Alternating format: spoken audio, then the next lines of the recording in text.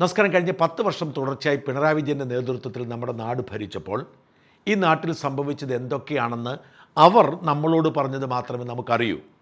മാധ്യമങ്ങളെയൊക്കെ വിലക്കെടുത്തിരുന്നു. കുറച്ചെങ്കിലും പുറത്തെത്തിക്കാൻ കഴിഞ്ഞത് മറുനാടനും ഏഷ്യാനെറ്റിനുമാണ്. എന്നാൽ വലിയ തോതിൽ സൈബർ ആക്രമണം നടത്തി ഞങ്ങൾ നിശബ്ദരാക്കാൻ അവർ ശ്രമിച്ചു. 1 രൂപ പോലും സർക്കാരിൽ നിന്ന് കൈപ്പറ്റാതെ നിർഭയം പോരാടിയത് ഞങ്ങളാണ്. മറ്റ് കമ്മിറ്റ്മെൻറ്റുകളൊന്നും ഞങ്ങൾക്ക് ആരോടുമില്ലാത്തതുകൊണ്ട് നിരവധി വാർത്തകൾ ഞങ്ങൾ കൊണ്ടുവന്നു. അതൊക്കെ വ്യാജ വാർത്തകളാണ്, മഞ്ഞപത്രമാണ് എന്നൊക്കെ പറഞ്ഞ് ഇവർ ബഹളം വെച്ചു. എന്നാൽ യഥാർത്ഥത്തിൽ ഇവിടെ ഒന്നും ചെയ്യാതെ എല്ലാം ചെയ്യുന്നു എന്ന് അവകാശപ്പെടുകയായിരുന്നു ഇക്കൂട്ടരെന്ന് ഇപ്പോൾ ഓരോന്നായി പുറത്തു വരുന്നുണ്ട്. അടിമുടി ഭരണമാറ്റം സംഭവിച്ചതുകൊണ്ട് ഇനിയും ഞെട്ടിക്കുന്ന പലതും പുറത്തു വരും. ഏതാനും മാസങ്ങൾക്ക് മുമ്പാണ് തിരുവനന്തപുരം കോർപ്പറേഷൻ്റെ ഭരണം BJPയുടെ കൈകളിലാവുന്നത്. മിടുക്കനായ VV രാജേഷ് മേയറുമായി ഒരു വിട്ടുവീഴ്ചയുമില്ലാതെ, അതേസമയം പ്രതികാരദാഹമില്ലാതെയാണ് VV രാജേഷ് ഭരണം നടത്തുന്നത്. അതുകൊണ്ടാണ് 1 വർഷം മുൻപ് ഞങ്ങൾ പുറം ലോകത്തെത്തിച്ച ഒരു വാർത്ത ഇപ്പോൾ വീണ്ടും ചർച്ചയാവുന്നതും അതിന് പരിഹാരം കാണും എന്ന് അതിൻ്റെ ഇരകൾ ആത്മാർത്ഥമായി വിശ്വസിക്കുന്നതും. ഞങ്ങളുടെ വാർത്ത എല്ലാവരും അന്ന് അവഗണിച്ചു. എന്നാൽ കോർപ്പറേഷൻ്റെ ഭരണം മാറിയപ്പോൾ ആ നാട്ടുകാർ VV രാജേഷിനെ കാണാനെത്തുന്നു. വിഴിഞ്ഞത്തിന് സമീപമുള്ള മതിപ്പുറത്ത് മത്സ്യത്തൊഴിലാളികളെ പുനരധിവസിപ്പിച്ചൊരു പദ്ധതിയാണ്. ഏതാണ്ട് 300-ലധികം വീടുകൾ കെട്ടിക്കൊടുത്ത 100 കോടിയോളം രൂപ മുടക്കിയ ഒരു പദ്ധതി. അവിടെ താമസിക്കുന്ന ഗുണഭോക്താക്കളിൽ ഏറെയും പാവപ്പെട്ട മുസ്ലിം വിഭാഗത്തിൽപ്പെട്ട മത്സ്യത്തൊഴിലാളികളാണ്. BJPക്ക് ഒരു വോട്ട് ബാങ്കും അവിടെ ഇല്ലെന്നോർക്കണം. എന്നിട്ടും ഇതുവരെ ഒരു പരിഹാരവും ഉണ്ടാക്കാൻ കഴിയാത്തതുകൊണ്ട് അവർ മേയർ രാജേഷിനെ തേടിയെത്തി. രാജേഷ് അവരെ കാണാൻ അങ്ങോട്ട് പോയി. ഒപ്പം മറുനാടൻ സംഘവും കൂടെ പോയി. കേന്ദ്ര സർക്കാരിൻ്റെയും സംസ്ഥാന സർക്കാരിൻ്റെയും തിരുവനന്തപുരം കോർപ്പറേഷൻ്റെയും സാമ്പത്തിക സഹകരണത്തോടെ നിർമ്മിച്ച ഗുണഭോക്താക്കളിൽ നിന്നും ഏതാണ്ട് 50,000-ലധികം രൂപ കൈപ്പറ്റിയ ഒരു പദ്ധതിയായിരുന്നിത്. ആ വീടുകളെല്ലാം നാശോന്മുഖമായിരിക്കുന്നു. നിർമ്മാണം പൂർത്തിയായി 8 വർഷം പോലും പൂർത്തിയാകാത്ത വീടുകളിൽ ആർക്കും താമസിക്കാൻ കഴിയാതെ വരുന്നു. ഗുണനിലവാരമുള്ള കമ്പിയോ ആവശ്യത്തിന് സിമൻറ്റോ ചേർക്കാതെ വലിയ തട്ടിപ്പ് നടത്തിയതുകൊണ്ട് അതെല്ലാം പൊളിഞ്ഞു വീഴുകയാണ്. പല ആളുകളും ആശുപത്രിയിലാകുന്ന സാഹചര്യമുണ്ടായി. ആ ഭയാനകമായ സാഹചര്യത്തെക്കുറിച്ച് അവിടുത്തെ താമസക്കാർ മറുനാടിനോട് പറഞ്ഞത് ഇങ്ങനെയാണ്. താക്കോൽ ദാനം കഴിഞ്ഞ് 5 വർഷത്തെ മെയിൻ്റനൻസ് വാറണ്ടി പറഞ്ഞിട്ടുണ്ടായിരുന്നു. പക്ഷേ ഈ 5 വർഷത്തിനകത്ത് തന്നെ തകർന്ന വീടുകളുണ്ട്. എന്നാൽ ചുമരിലെ പെയിൻറ്റുകൾ ഇളകാനും അതുപോലെ ജനലിലെ കമ്പികൾ തുരുമ്പിക്കാനും വാതിലുകൾ പൊട്ടിപ്പോവാനൊക്കെ തുടങ്ങി. പിന്നെ കോൺക്രീറ്റ് പാളികൾ ഇങ്ങനെ ഇളകാൻ തുടങ്ങി. ഈ മഴ വരുന്ന നമ്മുടെ ഷെയ്ഡിൻ്റെ മുകളിലാണ് സാധാരണ നമ്മൾ എയർ ഹോൾ സെറ്റ് ചെയ്യുന്നത്. പക്ഷേ അത് സെറ്റ് ചെയ്തിരിക്കുന്നത് ഷെയ്ഡിൻ്റെ താഴെയാണ്. അപ്പം വെള്ളം ഫുള്ള് വീടിനകത്തോട്ട് കയറുമായിരുന്നു. അപ്പോൾ ആൾക്കാർ എയർ ഹോളൊക്കെ ഈ തെർമോകോൾ പീസുകളും അതുപോലെ തുണികളൊക്കെ ഉപയോഗിച്ച് കെട്ടിവെച്ചു. അതിനുശേഷം ഈ വീടുകൾ എനിക്കൊന്ന് വീട് താക്കോൽ ദാനം കഴിഞ്ഞൊരു 3 വർഷം കഴിഞ്ഞപ്പോഴത്തേക്കും ഇതിങ്ങനെ ഓരോ പ്രശ്നങ്ങൾ കണ്ടു തുടങ്ങി. അപ്പം നമ്മളെ കൊണ്ട് ചെയ്യാൻ പറ്റുന്ന രീതിയിലുള്ള പണികൾ നമ്മൾ തന്നെ ചെയ്തിട്ടുണ്ട്. ഇതിന് എന്തായാലും ഒരു പോംവഴി വേണം എന്നുള്ള രീതിയിൽ ഞാൻ കയറി കഴിഞ്ഞപ്പോൾ എന്നെ കൊണ്ട് ചെയ്യാൻ പറ്റുന്ന രീതിയിൽ ഞാൻ മേയറെ കണ്ടു.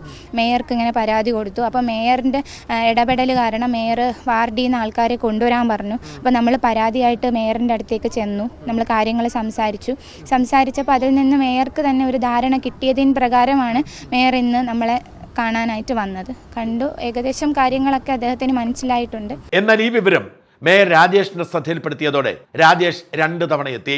അവിടുത്തെ താമസക്കാരെ വീട്ടമ്മമാർക്ക് മേയർ രാജേഷിനോടുള്ള ആദരവ് അവരുടെ വാക്കുകളിൽ വ്യക്തമാണ്. ഈ കമ്പി ഫുൾ ഇവിടെ മുതൽ അതുവരെയുള്ള കമ്പി ഫുൾ ഇടിഞ്ഞ് ജസ്റ്റ് ഒരു ചെറിയ കാറ്റോ ഒന്നുമില്ല, നോർമലായിരിക്കുന്ന സമയത്താണ് അത് ഇടിഞ്ഞ് വീണത്. അത് ഫുൾ ഈ കമ്പി തൂങ്ങി കിടന്നിട്ട് ഞങ്ങൾ വെട്ടുകത്തി വെച്ച് മുറിച്ചാണ് മാറ്റിയത്. ഇത് ഫുള്ളും എല്ലാം ഒരു കാറ്റോ മഴയോ വരുമ്പോൾ നമുക്ക് ഇതിനകത്ത് പേടിയാണ്. ഇവിടെ ഫുള്ള് കാണുന്നില്ല. ഇതെല്ലാം ഇതുപോലെ ഈ 4-5 വയസ്സിനകത്തുള്ള കുട്ടികൾ ഇഷ്ടംപോലെ ഉണ്ട്.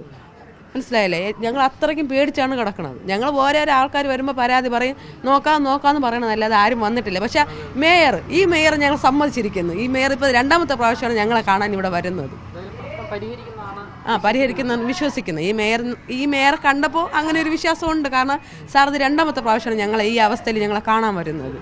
കയറി ഉടനെ ഞങ്ങൾ ആ ഒരു പ്രതീക്ഷയുണ്ട്. അവിടെ സന്ദർശിച്ച രാജേഷ് പ്രശ്നം എന്താണെന്നും അതിന് പരിഹാരം എന്താണെന്നും വ്യക്തമാക്കുകയാണ്. അതായത് 2018 ഈ ഫ്ലാറ്റ് പൂർത്തിയായി. കേന്ദ്ര സർക്കാരിൻ്റെയും സംസ്ഥാന സർക്കാരിൻ്റെയും കോർപ്പറേഷൻ്റെയും അതോടൊപ്പം തന്നെ ഗുണഭോക്താവിൻ്റെയും വിഹിതം സംയോജിപ്പിച്ചുകൊണ്ടുള്ള ഈ ഫ്ലാറ്റിൻ്റെ നിർമ്മാണം പൂർത്തിയായി അവർക്ക് കൈമാറിയത്. എന്നാൽ 4 വർഷം കഴിഞ്ഞപ്പോൾ തന്നെ ഇതിൻ്റെ പല ഭാഗങ്ങളും പൊട്ടി അടർന്നു തുടങ്ങി. ഇപ്പോൾ ഞങ്ങൾ നേരത്തെ തൊട്ട് മുൻപ് ഒരു വീട്ടിൽ കയറി. ആ അമ്മയുടെ നെറ്റിയിൽ കോൺക്രീറ്റ് പാളികൾ പൊട്ടി വീണിട്ട് അവരുടെ തല മുറിഞ്ഞിട്ടുണ്ട്. ആശുപത്രിയിൽ കൊണ്ടുപോയി സ്റ്റിച്ചൊക്കെ ഉണ്ടായിരുന്നു. അതോടൊപ്പം തന്നെ ഇപ്പോൾ ഞങ്ങളുടെയൊക്കെ മുന്നിൽ ചെറിയ കുഞ്ഞുങ്ങൾ ഇപ്പോഴുണ്ട്. ഈ കുഞ്ഞുങ്ങളൊക്കെ തന്നെ ഇവിടെ ഓടി കളിക്കുമ്പോഴേക്കും മുകളിൽ നിന്നും കോൺക്രീറ്റ് അടർന്നടർന്ന് വീഴുകയാണ്. ഒരു 350-400ഓളം കുടുംബങ്ങളാണ് ഇവിടെ താമസിക്കുന്നത്. ഒരു 400 ഫ്ലാറ്റുകളിലായി താമസിക്കുന്നത്. അപ്പോൾ കോൺക്രീറ്റിലുള്ള കമ്പിയൊക്കെ തന്നെ താഴേക്ക് തൂങ്ങിക്കിടക്കുകയാണ്. ഇതൊക്കെ കുട്ടികളുടെ ശരീരത്തിലേക്ക് കൊള്ളുകയാണ്. അപ്പോൾ രാത്രി പ്രത്യേകിച്ച് മഴ പെയ്യുന്ന സാഹചര്യങ്ങളിൽ കിടന്നുറങ്ങാൻ പോലും പറ്റാത്ത, അല്ലെങ്കിൽ ഇവിടെ ഏറെക്കുറെ എല്ലാ വീടുകളും അടച്ചിട്ടിട്ട് അവരൊക്കെ പുറത്തൊക്കെയാണ് നടക്കുന്നത്. അപ്പോൾ ഗവൺമെൻറ് പണം ഉപയോഗിച്ചുകൊണ്ട് ഒരു ഫ്ലാറ്റ് നിർമ്മിക്കുക, അത് 3-4 വർഷം കഴിയുമ്പോൾ തന്നെ ഇടിഞ്ഞു വീഴുക, അതൊക്കെ തന്നെ അങ്ങറ്റം ഗുരുതരമായ ഗൗരവമായ ഒരു സാഹചര്യമാണുള്ളത്. ഇവിടെ സാധാരണക്കാരായ അടിസ്ഥാന ജനവിഭാഗങ്ങളാണ് താമസിക്കുന്നത്. തീർച്ചയായിട്ടും ഇക്കാര്യത്തിൽ എന്ത് പരിഹാരം കണ്ടെത്താം, അതോടൊപ്പം തന്നെ എന്തുകൊണ്ട് ഇങ്ങനെ സംഭവിച്ചു, അതിൻ്റെ കാര്യങ്ങളിലേക്ക് അന്വേഷണം നടക്കേണ്ടതായിട്ട്. ഫ്ലാറ്റ് നിർമ്മാണം കഴിഞ്ഞ് 4 വർഷം കഴിഞ്ഞപ്പോൾ തന്നെ അത് ഇടിഞ്ഞു വീഴുന്ന ഒരു സാഹചര്യം ഉണ്ടാകുമ്പോഴേക്കും അത് നിർമ്മാണത്തിൽ എന്തെങ്കിലും പാകപ്പിഴ ഉണ്ടായിട്ടുണ്ടോ, സാധാരണക്കാരായ ജനങ്ങളെ കബളിപ്പിച്ചുകൊണ്ട് ഗവൺമെൻറ് പണം തട്ടിയെടുത്തിട്ടുണ്ടോ ആരെങ്കിലും, മതിയായ കോൺക്രീറ്റ് ചെയ്യുമ്പോഴൊക്കെ തന്നെ മതിയായ മാനദണ്ഡങ്ങൾ പാലിച്ചിട്ടുണ്ടോ എന്നൊക്കെ തന്നെ അന്വേഷിക്കേണ്ടതായിട്ടുണ്ട്. ഇതിപ്പോൾ ഇവിടുത്തെ ഒരു വീട്ടിൽ ഒടിഞ്ഞു വീണ, ഇന്നലെ കഴിഞ്ഞ ദിവസം മഴയത്ത് പൊട്ടി വീണ കഷ്ണമാണ്. 4 വർഷം മാത്രം കാലാവധിയുള്ള കോൺക്രീറ്റിൻ്റെ കമ്പികൾ തുരുമ്പെടുത്തിരിക്കുകയാണ്.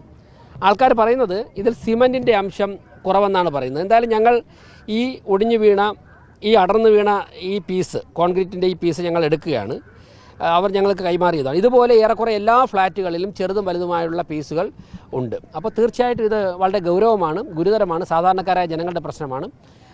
കാര്യമായ അന്വേഷണം നടക്കണം. അതോടൊപ്പം തന്നെ ഇവർക്ക് ഈ പ്രശ്നം പരിഹരിക്കുവാനുള്ള ഇടപെടലുകൾ ഉണ്ടാവണം. കോർപ്പറേഷൻ അതിന് മുൻകൈ എടുക്കും. 100 കോടിയുടെ ഈ മത്സ്യത്തൊഴിലാളി പുനരധിവാസം സർക്കാർ അവരുടെ തെരഞ്ഞെടുപ്പ് പ്രചരണത്തിന് ഉപയോഗിച്ച തട്ടിപ്പായിരുന്നോ? വലിയ അഴിമതി നടത്തി കോൺട്രാക്ടർമാരും രാഷ്ട്രീയക്കാരും സാധാരണക്കാരുടെ പണം അടിച്ചു മാറ്റി. അവിടെ താമസിക്കുന്നവർ അപകടാവസ്ഥയിലായപ്പോൾ അവർക്കാകെ ആശ്വാസമാകുന്നത് മേയർ രാജേഷിൻ്റെ രംഗപ്രവേശമാണ്. രാജേഷ് തീർത്തു പറയുന്നു, ഇതിന് പിന്നിൽ അഴിമതി കണ്ടെത്തും, ആരൊക്കെ അഴിമതി നടത്തിയാലും അവരെയൊക്കെ കൈവിലങ്ങ് വെച്ച് ജയിലിൽ അടയ്ക്കുമെന്ന്. അവിടുത്തെ അന്തേവാസികൾക്ക് ഇക്കാര്യത്തിൽ തികഞ്ഞ ആത്മവിശ്വാസമാണ്. പിണറായി വിജയൻ്റെ ദുർഭരണകാലത്ത് നടത്തിയ വികസന പദ്ധതികളൊക്കെ ഇത്തരം തട്ടിപ്പുകളാണ് എന്നതിന് ഇതിനേക്കാൾ വലിയ തെളിവെന്താണ്? ഇത്തരം പല തട്ടിപ്പുകളും ഇനിയും പുറത്തു വരും. ഒരു വശത്ത് മേയർ രാജേഷും മറുവശത്ത് മുഖ്യമന്ത്രി വി.ഡി. സതീശനും ഒരുപോലെ അഴിമതിക്കെതിരെ സന്ധ്യയില്ലാ സമരം നടത്തിയാൽ ഒരുക്കി വച്ചിരിക്കുന്ന കൈവിലങ്ങുകളിൽ പലതും ഒഴിഞ്ഞുപോയ ഇടതു ഭരണകർത്താക്കളുടെ കൈകളിലെത്തുമെന്ന് തീർച്ച.